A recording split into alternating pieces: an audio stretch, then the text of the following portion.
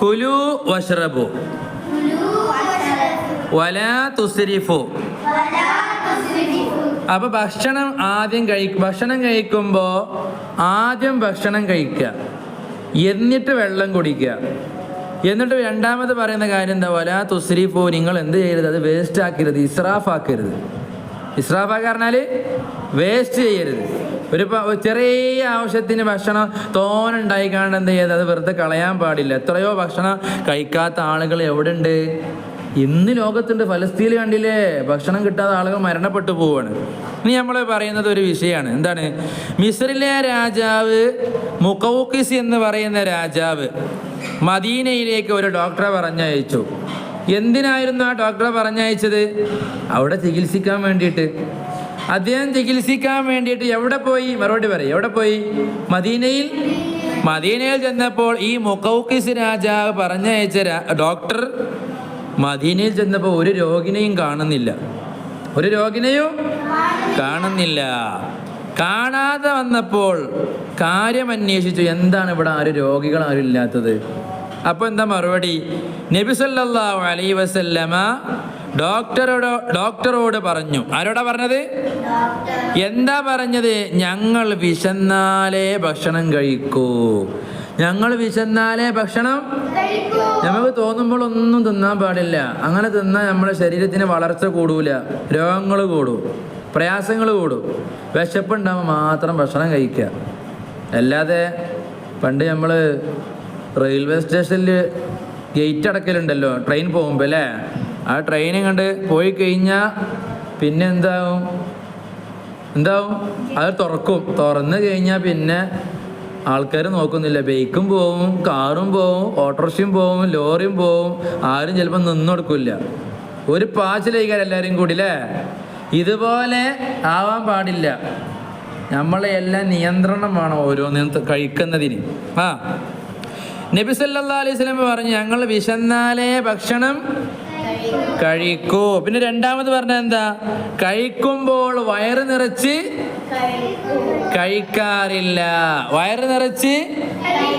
കഴിക്കാറില്ല. തിന്നുകയാണെങ്കിൽ എല്ലാം കൂടും തിന്നില്ല, ലിമിറ്റ് വേണം.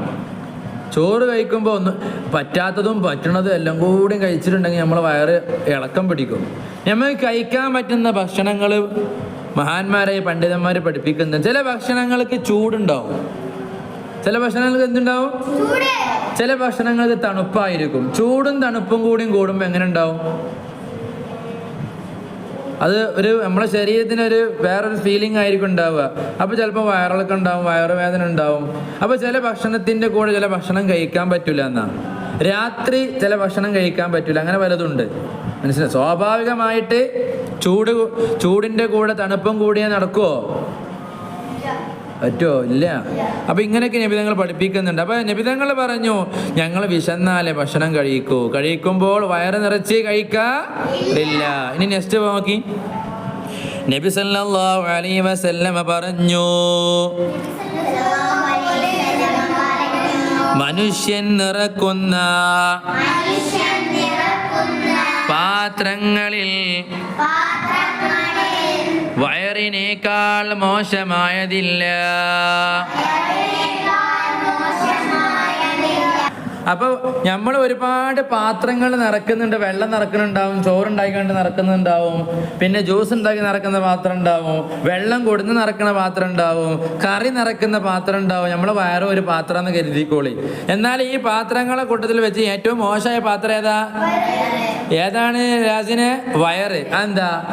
വയറിൽ നമ്മൾ ചോറ് നിറക്കുന്ന പാത്രത്തിൽ വേറെ എല്ലാം കൂടി ഇട്ടിട്ടുണ്ടെങ്കിൽ ആ ഭക്ഷണം നല്ലപോലെ നിൽക്കുമോ? കേടുവരൂലേ? ഈ ചായൻ്റെ കൂടെ ജ്യൂസ് ഒഴിച്ച്, പെപ്സി ഒഴിച്ച്, 7up ഒഴിച്ച് എങ്ങനെ ഉണ്ടാവും? ചായ കുടിക്കാൻ പറ്റുമോ? നമ്മുടെ വയറിൻ്റെ പ്രത്യേകത എന്ന് പറഞ്ഞാൽ എല്ലാം നമുക്ക് കഴിക്കാൻ പറ്റും. പക്ഷേ അതെല്ലാം കൂടി ഓവറായാൽ നമ്മുടെ ശരീരത്തിന് അതുകൊണ്ട് ഒരുപാട് വിപത്തുകളുണ്ടാവും, ബുദ്ധിമുട്ടുകളുണ്ടാവും. അപ്പോൾ എല്ലാം കഴിക്കാൻ നമ്മളോട് ഇസ്ലാം പഠിപ്പിക്കുന്ന, ശാസ്ത്രം പഠിപ്പിക്കുന്നതിൽ നിന്ന് നമുക്ക് വേണ്ടത് മാത്രം നമ്മളെ വയറിൽ കഴിക്കുക. ഒന്നാകെ കഴിച്ചിട്ട് പശുക്കൾ തിന്ന് അവസാനം ഉണ്ടാവും പോലെ മയങ്ങി കിടന്നാൽ ശരിയാവോ? ഇല്ല. ബാക്കി നോക്കി. മനുഷ്യൻ നിവർന്ന് നിൽക്കാൻ ആവശ്യമായ ഏതാനും പിടി ഭക്ഷണം മതി. നമുക്ക് ഡെയിലി ഇങ്ങനെ ജീവിച്ച് പോകണമെങ്കിൽ നമുക്ക് നിവർന്ന് നടക്കാനുള്ള ഭക്ഷണം മതി. അതിന് പറയുന്നുണ്ട് എങ്ങനെയാണ് ഏതാണെന്നുള്ളത്. നമ്മൾ എന്നും വയറ് നിറച്ച് തിന്ന് നടന്നാൽ പിന്നെ നമ്മൾ എവിടെയെങ്കിലും മൂലയൊക്കെ എടുക്കേണ്ടി വരും. നബിയിലെ മനസ്സിലാവുന്നുണ്ടാ?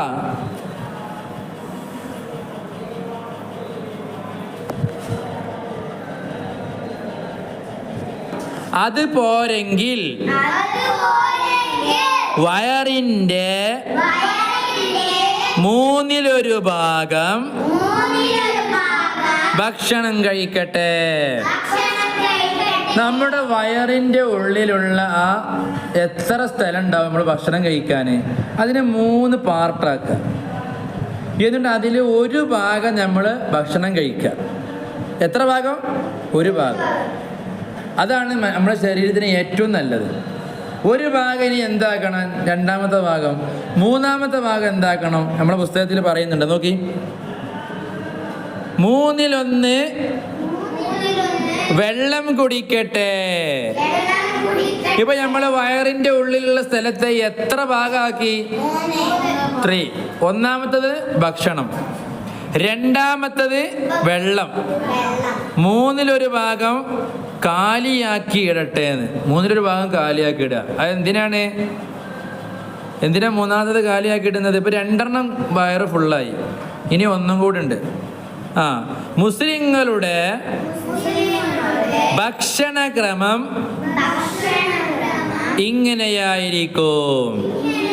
അപ്പൊ 1/3 ഉള്ള സ്ഥലത്ത് 1 ഭാഗം ഭക്ഷണം, 1 ഭാഗം വെള്ളം, ഇനി 1 കാലിയുണ്ട്, അതും കൂടി കാലിയായി കിടക്കണം. അതും കൂടി ഫുള്ളായാലോ പിന്നെ നമ്മളെ പറയാൻ വേണ്ട. മനസ്സിലാവണ്ടോ? മനസ്സിലായ? ഇനി കൈവെക്കി.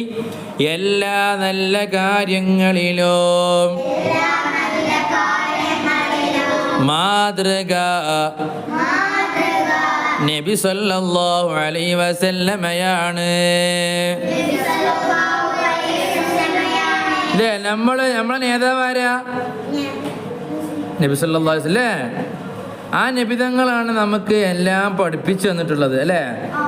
ആ നബിതങ്ങൾ പറഞ്ഞ അനുസരിച്ച് നമ്മൾ ജീവിച്ച് നമ്മളെവിടെ എത്തും?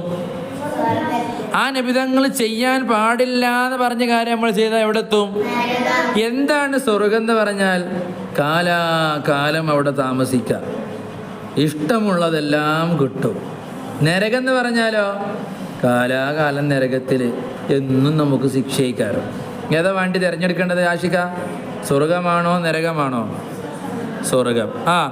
എല്ലാ നല്ല കാര്യങ്ങളിലും മാതൃക നബി സല്ലല്ലാഹു അലൈഹി വസല്ലമയാണ്.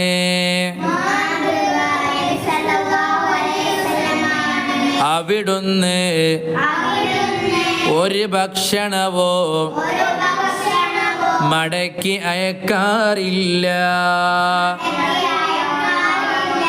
നബി സല്ലല്ലാഹു അലൈഹി വസല്ലം ഞങ്ങൾക്ക് ആരെങ്കിലും ഭക്ഷണം കൊണ്ടുപോയി കൊടുത്താൽ നബിതങ്ങൾ മടക്കി അയക്കൂല, അത് സ്വീകരിക്കും. നബിതങ്ങൾ ഏറ്റവും കൂടുതൽ സ്വീകരിക്കുന്ന ഭക്ഷണം ഏതാണെന്നറിയോ? ഹദിയ എന്ന് പറയുക. ഹദിയ എന്ന് പറഞ്ഞാൽ എന്താ? വളരെ ഇഷ്ടപ്പെട്ട സന്തോഷത്തോടു കൂടെ കൊടുക്കുന്നത്. പല ഐറ്റങ്ങളുണ്ട്. സക്കാത്ത് കൊടുക്കലുണ്ട്, സ്വതക്ക കൊടുക്കലുണ്ട്. സ്വതക്ക എന്ന് പറഞ്ഞാൽ ദാനം ചെയ്യൂലേ? ധർമ്മം ചെയ്യാന്ന് പറയില്ല നമ്മൾ. പാവപ്പെട്ടവർക്ക് ഭക്ഷണം കൊടുക്കും, അരി കൊടുക്കും. ഇതുപോലെ നബിതങ്ങൾ സ്വീകരിക്കേണ്ടത്, നബിതങ്ങൾക്ക് ഏറ്റവും സന്തോഷമുള്ള ഒന്ന് ഹദിയയാണ്. ഹദിയ എന്ന് പറഞ്ഞാൽ എന്താ? സക്കാത്തിലും പെട്ടതല്ല, സ്വതക്കയിലും പെട്ടതല്ല. പിന്നെന്താ? സ്വതക്കൻ്റെ കൂലി കിട്ടും. എന്നാലും നബിതങ്ങൾ കൊടുക്കുന്നത് വളരെ സന്തോഷം, നമ്മളെ മനസ്സിൽ ഇഷ്ടപ്പെട്ട് നമ്മൾ കൊടുക്കൂല. എന്ത്? നമുക്ക് ഞങ്ങൾ ഉസ്താദിനെ അത്ര ഇഷ്ടമാണ്, അല്ലെങ്കിൽ എനിക്ക് എൻ്റെ ഫ്രണ്ട്സിനെ എല്ലാം ഇഷ്ടമാണ്, അതിനൊരു സമ്മാനം. ആ സമ്മാനം കൊടുക്കുന്നത് ദാനം ചെയ്യണത് പോലെയാണോ? ആണോ? അല്ലാണ്ട് വ്യത്യാസമുണ്ട്. ദാനം ചെയ്യുമ്പോൾ ചിലപ്പോൾ അയാളുടെ അവസ്ഥ അനുസരിച്ച് പാവപ്പെട്ട ആളാണ്, ഭക്ഷണം കഴിക്കാൻ ഒന്നുമില്ല, അതുകൊണ്ട് കുറച്ച് ഭക്ഷണം കൊടുക്കുന്നു, അരി കൊടുക്കുന്നു. അതൊരു സങ്കടകരമായ അവസ്ഥ നമ്മളെ മനസ്സിലുണ്ട്. അവരും സങ്കടപ്പെട്ട് നിൽക്കുന്നൊരവസ്ഥ ഉള്ളതുകൊണ്ട് നമ്മളവർക്ക് കൊടുക്കുകയാണ്. എന്നാൽ ഹദിയ എന്ന് പറഞ്ഞാൽ സന്തോഷം, നമ്മളെ മനസ്സിൽ ഭയങ്കര സന്തോഷം. അതെല്ലാവർക്കും കൊടുക്കാം. ഹദിയ എല്ലാവർക്കും കൊടുക്കാം. ആർക്കൊക്കെ കൊടുക്കാം? എല്ലാവർക്കും കൊടുക്കാം. പണമുള്ള ആൾക്കാർക്കും കൊടുക്കാം, പണമില്ലാത്തവർക്കും കൊടുക്കുക, രണ്ടിൻ്റെ ഇടയിലുള്ളവർക്കും കൊടുക്കുക. സക്കാത്താണെങ്കിലോ പണക്കാർക്ക് കൊടുക്കാൻ പറ്റൂല. മനസ്സിലാവുണ്ടോ? അപ്പൊ നബിതങ്ങൾ ഏറ്റവും കൂടുതൽ സ്വീകരിച്ചതിന്റെ പേരെന്താണ്? സദക്കയാണോ ഹദിയയാണോ? ഹദിയ. അവിടുന്ന് ഒരു ഭക്ഷണവും മടക്കി അയക്കാറില്ല. വൈകി അവിടുന്ന് ഒരു ഭക്ഷണവും ഭക്ഷണത്തെ കുറ്റം പറയാറില്ല. നമ്മൾ വീട്ടിൽ നിന്ന് ഭക്ഷണം തിന്ന് കഴിഞ്ഞ് കുറച്ച് എന്താണ് ഉമ്മ ഇത് രസമില്ലല്ലോ എന്ന് പറയരുത്. ഉമ്മ കഷ്ടപ്പെട്ടുണ്ടാക്കണതാ. അല്ലെങ്കിൽ ഉപ്പമാരും ഉമ്മാരോ ഓലെ ഭാര്യമാരോട് അങ്ങനെ പറയാനും പാടില്ല. എന്താണ് എനിക്ക് നല്ലപോലെ ഉണ്ടാക്കിക്കൂടെ, ഒരു രസവും ഇല്ലല്ലോ. ഭക്ഷണത്തെ എന്ത് പറയാറില്ല, പാടില്ല, കുറ്റം പറയാൻ പാടില്ല. വലത് കൈ കൊണ്ടാണ് കഴിക്കാറുള്ളത്. ഏത് കൈ കൊണ്ടാ? വലത് കൈ കൊണ്ട് കഴിക്കണം ഭക്ഷണം കഴിക്കുമ്പോൾ. ഇടത് കൈ ഉപയോഗിക്കാനേ പാടില്ല. ഇടത് കൈ നമ്മൾ മറ്റു ആവശ്യങ്ങൾക്ക് ഉപയോഗിക്കുന്നതാണ്. വലത് കൈ നല്ല കാര്യങ്ങൾക്കും, ഇടത് കൈ നമ്മൾ മറ്റു ആവശ്യങ്ങൾക്കും ഉപയോഗിക്കുന്നതാണ്. അപ്പൊ നമ്മൾ ഭക്ഷണം കഴിക്കുമ്പോൾ ഏത് കൈയാണ് ഉപയോഗിക്കേണ്ടത്? വലത് കൈ. റൈറ്റ് ആണോ ലെഫ്റ്റ് ആണോ?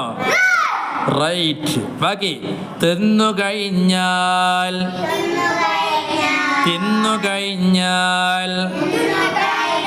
വലത് കൈ വിരലുകൾ ഓമ്പി വൃത്തിയാക്കണം. കൈമലൊക്കെ എന്തുണ്ടാവും? ചോറ് കഴിച്ചതിൻ്റെ അടയാളങ്ങൾ ഉണ്ടാവും, കറിയുടെ ഇതൊക്കെ ഉണ്ടാവും. ഈ വിരലിങ്ങനെ ഊമ്പി എടുക്കണം. അഥവാ ഒരു ഭക്ഷണവും വേസ്റ്റ് ആക്കരുതെന്ന് പറയണത്. കൈമലുള്ളത് നമ്മൾ എന്ത് ചെയ്യണം? ഇങ്ങനെ ഊമ്പിയിട്ട് നമ്മൾ വൃത്തിയാക്കണം. പാത്രം ഉണ്ടെങ്കിൽ ആ പാത്രവും നമ്മൾ തുടച്ച് തിന്നണം. പാത്രം മുഴുവനും തുടച്ച് തിന്നാൽ ആ പാത്രം തിന്നുന്നവനക്ക് വേണ്ടി ദുആ ചെയ്യുന്ന. ഇനി പാത്രത്തിൽ കുറച്ച് വെള്ളം ഒഴിച്ച് ഒന്ന് ചെറുങ്ങനെ വെള്ളം ഒഴിച്ചാണ് ഇങ്ങനെ തുടച്ചിങ്ങനെ കഴിക്കുകയാണ് കുടിച്ചാൽ എല്ലാ രോഗത്തിനും മരുന്നാണെന്ന് ആ വെള്ളം. ഏത് വെള്ളം? നമ്മൾ ഭക്ഷണം കഴിച്ചതിൻ്റെ ഇടയിൽ കുറച്ച് കറി ഇതൊക്കെ ഉണ്ടാവൂലേ, അതൊന്ന് കുറച്ച് വെള്ളം ഒഴിച്ച് ഒന്നിങ്ങനെ നീക്കി തലക്കൊക്കെ കൊണ്ടുവന്നിട്ട് കുടിക്കുക. ആ വെള്ളം എല്ലാ രോഗത്തിനും ശിഫയാണ്. ആരാ ഇത് പറയുന്നത്? മുഹമ്മദ് റസൂലുള്ളാഹി. അപ്പൊ ഭക്ഷണം കഴിച്ചു കഴിഞ്ഞാൽ വിരലുകൾ എന്ത് ചെയ്യണം? ഓമ്പി. കഴിക്കുന്ന പാത്രത്തിൽ അല്പം പോലും ഭക്ഷണം ബാക്കി വരുത്താറില്ല. അവിടുന്ന് പലപ്പോഴും വിശന്നു കഴിഞ്ഞു കൂടിയിട്ടുണ്ട്.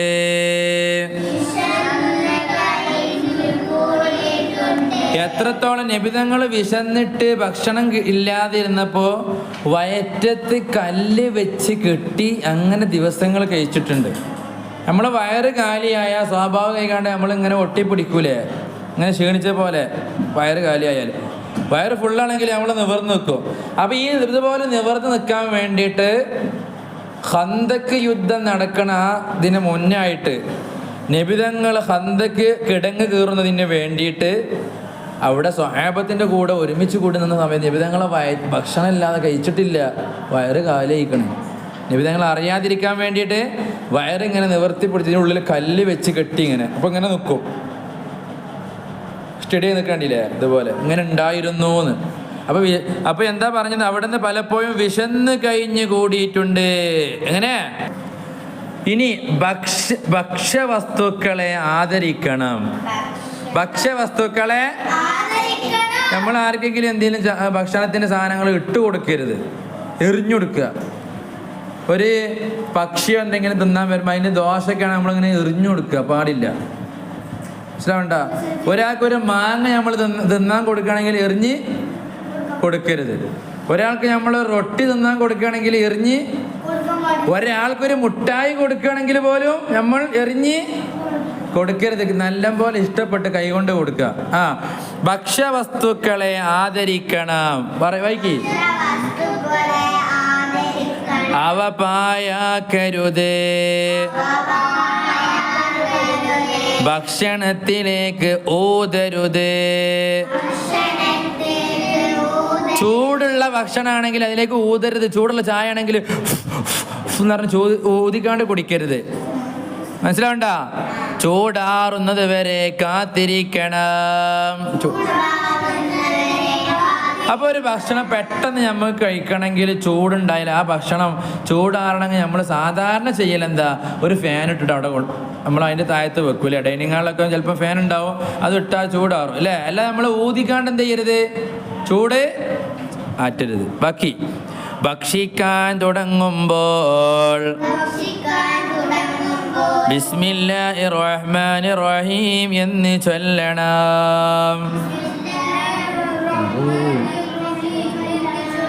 ഇനി ഒരാള് ഭക്ഷണം കഴിക്കാൻ തുടക്കത്തിൽ ബിസ്മി ചൊല്ലാൻ മറന്നാലോ, അതാ ബിസ്മി ചൊല്ലാൻ മറന്നാൽ എന്ന് പറയണം.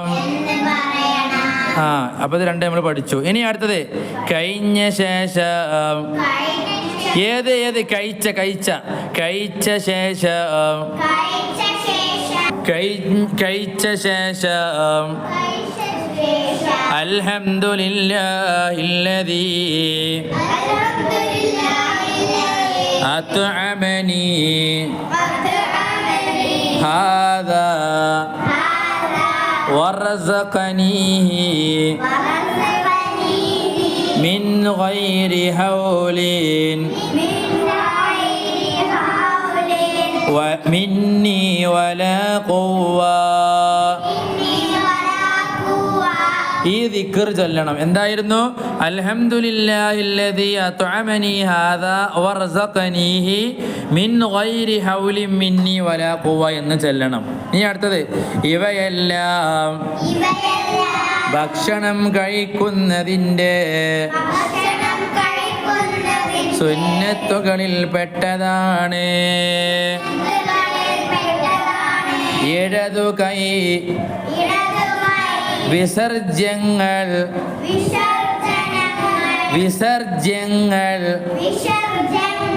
വൃത്തിയാക്കാനുള്ളതാണ്. വലത് കൈ നല്ല കാര്യങ്ങൾക്ക്, ഇടത് കൈ നമ്മൾ ആകെ ഉപയോഗിക്കുന്നത് വിസർജ്യങ്ങൾ വൃത്തിയാക്കാനുള്ളതാണ്. വിസർജനം എന്ന് പറഞ്ഞാൽ മലമൂത്ര വിസർജനം, അതിനെ നമ്മൾ ഉപയോഗിക്കുന്നുണ്ട് കഴുകാൻ. ഒരാൾ നമ്മൾ ഒതു കൊടുക്കുമ്പോൾ മൂക്കിലേക്ക് വെള്ളം കയറ്റി വായയിലേക്ക് വെള്ളം കയറ്റുന്നുണ്ടല്ലോ, നമ്മൾ മൂക്കും കുറച്ച് വലിക്കുന്നുണ്ട്, വായയിലേക്കുണ്ട്. വായയിലെ വെള്ളം കൊപ്പിളിച്ച് നമ്മൾ തുപ്പിക്കളയുന്നു, മൂക്കിലേക്ക് കയറ്റിയ വെള്ളം നമ്മൾ പുറത്തേക്ക് ചീറ്റിക്കളയുന്നുണ്ട്. അവിടെ നമ്മൾ ഉപയോഗിക്കുന്ന കൈ ഏതാ? ഇടത് കൈ. ഇനി ഒരാൾക്ക് മൂക്കിൻ്റെ ഉള്ളിലൊന്നും ഇങ്ങനെ മാന്താൻ പോയിട്ടുണ്ടെങ്കിൽ ഏത് കൈ ഉപയോഗിക്കേണ്ടത്? ഇടത് കൈ. ഇനി ഒരു കണ്ണിൻ്റെ ഉള്ളിൽ പീളുണ്ടാവും, അത് നജസ്സാണ്, തോനുണ്ടെങ്കിൽ അതൊക്കെ ഒതു കൊടുക്കുമ്പോൾ എടുത്ത് കളയണം. ആ പീള നമ്മൾ എടുത്ത് ഒഴിവാക്കണമെങ്കിൽ ഏത് കൈ ഉപയോഗിക്കേണ്ടത്? ഈ കൈ. ഒരാൾക്ക് ചവിട്ടിൽ എന്തെങ്കിലും ഉണ്ടെങ്കിൽ ഇത് ഒരു ഇതാണ്, വേസ്റ്റാണ്, നമ്മൾ ഇടത് കൈ ഉപയോഗിക്കുക. ഇടത് കൈ ഇങ്ങനത്തെ ആവശ്യമൊക്കെ നമ്മൾ അധികം ഉപയോഗിക്കുന്നത്. അപ്പോൾ വെള്ളം കുടിക്കുമ്പോൾ നമ്മൾ ഏത് കൈ കൊണ്ടാണ് ഉപയോഗിക്കേണ്ടത്? വലത് കൈ. വിസർജ്യമായ കാര്യങ്ങൾ വൃത്തിയാക്കാനൊക്കെ നമ്മൾ ഏതാ ഉപയോഗിക്കേണ്ടത്? ഇടത് കൈ. ഇതാണ് നമ്മുടെ ഇസ്ലാം പഠിപ്പിക്കുന്നത്. ബാക്കി ഇടതു കൈ വിസർജ്യങ്ങൾ വൃത്തിയാക്കാൻ. അതുകൊണ്ട് ഭക്ഷണം കഴിക്കൽ പിശാചിന്റെ രീതിയാണ്. ഇടത് കൈ കൊണ്ട് ഭക്ഷണം കഴിക്കൽ ആരെ രീതിയാ? പിശാചിന്റെ രീതിയാണ്. ഇനി അടുത്തത് സത്യവിശ്വാസികൾ ഹലാലായ ഭക്ഷണം മാത്രമേ കഴിക്കൂ.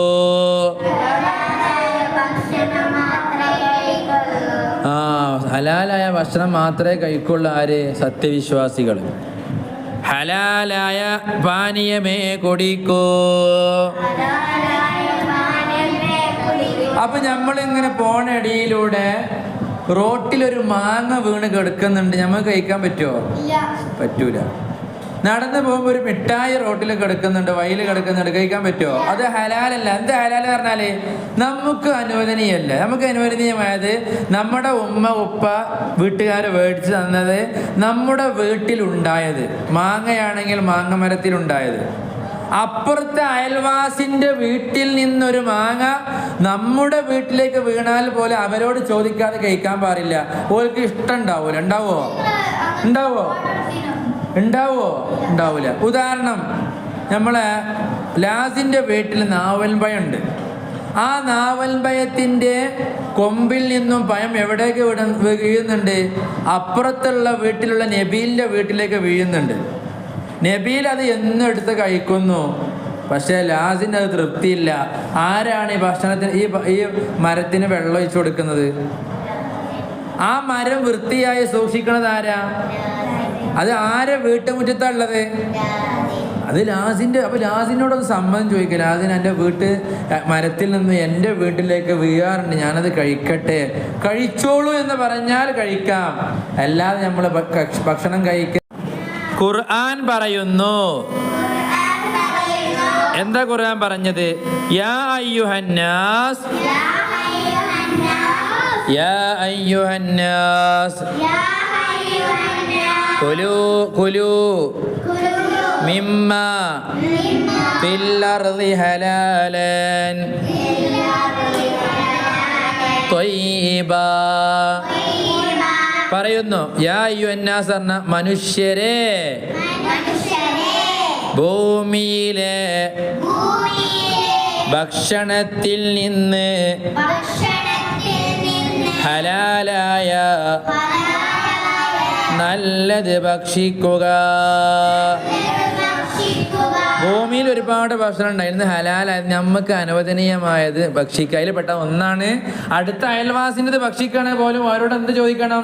സമ്മതം ചോദിക്കണം. പിന്നെ ഇസ്ലാം പഠിപ്പിക്കുന്നുണ്ട് ഏത് ഭക്ഷണം കഴിക്കാവോ, അത് വേറെ കഴിക്കാൻ പാടില്ലാതെ പഠിപ്പിച്ചിട്ടുണ്ട്. കോഴിനെ നമ്മൾ തിന്നൂലേ? ഇല്ലേ? പിന്നെ പശുവിനെ നമ്മൾ മാട് വർഗത്തിൽ നമ്മൾ കഴിക്കണില്ലേ? ഒട്ടകം, ആട്. എന്നാൽ ആന ആരെങ്കിലും തിന്നുവോ? തിന്നൂല. ചില ഭക്ഷണങ്ങൾ മനുഷ്യ ശരീരത്തിന് പറ്റില്ല. ചില ഭക്ഷണം കഴിച്ചാൽ ഒരുപാട് രോഗങ്ങൾ വരും, നമ്മുടെ ശരീരത്തിന് പല ബുദ്ധിമുട്ടുകളും വരും. അങ്ങനത്തെ പലതുണ്ട്. അപ്പോൾ അതെല്ലാം ഇസ്ലാം നിരോധിച്ച ഭക്ഷണങ്ങളുണ്ട്. നായ, പന്നി കഴിക്കാൻ പറ്റുമോ? നമുക്ക് കഴിക്കാൻ പറ്റില്ല നായ, പന്നി. അതിനൊരു ഇസ്ലാം പഠിപ്പിക്കാൻ പല കാര്യങ്ങളുണ്ട്. ഓക്കെ, ബാക്കി ശരീരത്തിനും ബുദ്ധിക്കും ഹാനികരമായ ഭക്ഷണപാനീയങ്ങൾ ഉപയോഗിക്കരുത്. ശരീരത്തിന് ഹാനികരമായ, ബുദ്ധിമുട്ടുള്ള, പ്രയാസമുള്ള, രോഗം വരുന്ന ഭക്ഷണങ്ങൾ കഴിക്കാൻ പാടില്ല. നമ്മൾ ഇന്ന് നോക്കി ലോകത്ത് ഏറ്റവും കൂടുതൽ രോഗങ്ങൾ കൂടുന്നത് ക്യാൻസർ രോഗങ്ങൾ, കിഡ്നിക്ക് രോഗങ്ങളാണ്. പഴയ കാലത്തൊന്നുമില്ല. അന്നെന്തായിരുന്നു? നമ്മളെ വീട്ടിൽ കറി ഉണ്ടാക്കണമെങ്കിൽ മുളക് മേടിച്ച് അത് കഴുകി ഉണക്കി ഉമ്മമാർ പൊടിക്കും. എണ്ണ വേണമെങ്കിൽ തേങ്ങ എടുത്ത് അത് മുറിച്ച് പീസാക്കി മുകളിൽ വെച്ച് ഉണക്കി അത് കൊണ്ടുപോയി മില്ലിൽ കൊണ്ടുപോയി ആട്ടിയിട്ട് എണ്ണ കൊണ്ടുവന്ന് ആ എണ്ണ കൊണ്ട് ഉപയോഗിക്കും. തക്കാളി വേണമെങ്കിൽ അന്ന് എങ്ങനെയായിരുന്നു? വീട്ടിൽ കൃഷി ചെയ്യും. അല്ലെങ്കിൽ വീട്ടിൽ എന്തെങ്കിലും പച്ചക്കറികൾ എടുക്കുന്നുണ്ടെങ്കിൽ മത്തൻ വീട്ടിലുണ്ടാക്കിയിട്ടുണ്ടാകും. ചക്കക്കുരു കൊണ്ട് കറി ഉണ്ടാക്കിയിട്ടുണ്ടാകും. മാങ്ങ പിന്നെ വല്ലാതെ വീടുകൾ നല്ല ഉണ്ട് ഇപ്പോൾ. മാങ്ങ അങ്ങനെ എന്താണെങ്കിലും മുൻകാലങ്ങളെല്ലാം നമ്മളെ വീട്ടിൽ കൃഷി നടത്തിയിരുന്നു. ഇന്ന് നമ്മളെല്ലാം എവിടെ നിന്നാണ് മേടിക്കണത്? കടയിൽ നിന്ന്. നമ്മളെ വീട്ടിലൊരു അച്ചാർ ഉണ്ടാക്കിയാൽ അത് കുറേ ദിവസം നിൽക്കുമോ? ചിലപ്പം കേട് വരൂലേ? നമ്മൾ കേട് വരാതിരിക്കാൻ വേണ്ടി എവിടെ വെക്കും? ഫ്രിഡ്ജിൽ വെക്കും. എന്നാൽ ഇന്ന് നമ്മൾ കടയിൽ നിന്ന് വാങ്ങുന്ന അച്ചാർ വർഷങ്ങളോളം നിൽക്കുകയാണ്. അച്ചാറിൽ എന്തെങ്കിലും ഒരു സാധനം ഓല് കൂട്ടുന്നുണ്ടാവില്ല, അത് കേട് വരാതിരിക്കാൻ. ഉണ്ടാവില്ലേ? ഉണ്ടാവും. ഇതൊക്കെയും കഴിക്കുമ്പോഴാണ് ഇതുപോലത്തെ കെമിക്കൽ സാധനങ്ങൾ ഉപയോഗിച്ചു കൊണ്ടുള്ളത് നല്ലോണം കഴിക്കുമ്പോൾ നമ്മുടെ ശരീരത്തിന് പല രോഗങ്ങളുണ്ടാവും. അപ്പോൾ ഭക്ഷണം കഴിക്കുമ്പോൾ ഹാനികരമായ ഭക്ഷണം ഒന്നും കഴിക്കാൻ പാടില്ല.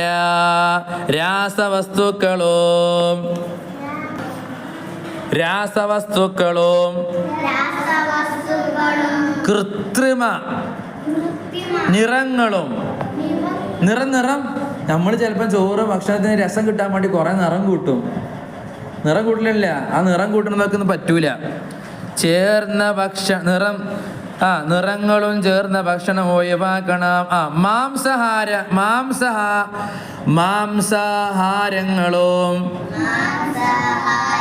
മാംസാഹാരങ്ങളും മാംസം എന്ന് പറഞ്ഞാൽ ഏതൊക്കെ പെടും? കോഴി പെടും, ഇറച്ചിയൊക്കെ പെടൂല്ലേ, ഏതൊക്കെ അതിൽ പെട്ടത് അത്.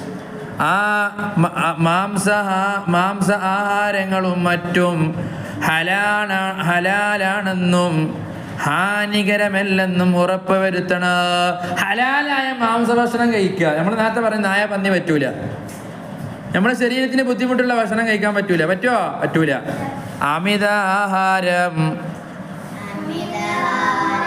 അമിതാഹാരം ആരോഗ്യത്തിന് ഹാനികരമാണ്. ഹറാമ് കഴിച്ച് വളർന്ന ശരീരം എന്തിന് അർഹതപ്പെട്ടതാണ്? നരകത്തിന് അർഹതപ്പെട്ടത്. അപ്പൊ ഹറാമുള്ളത് കഴിക്കാൻ പാടില്ല. അള്ളാഹു നമുക്ക് എല്ലാവർക്കും ഹലാലായ ഭക്ഷണം കഴിക്കാനുള്ള തൗഫീഖ് നൽകട്ടെ.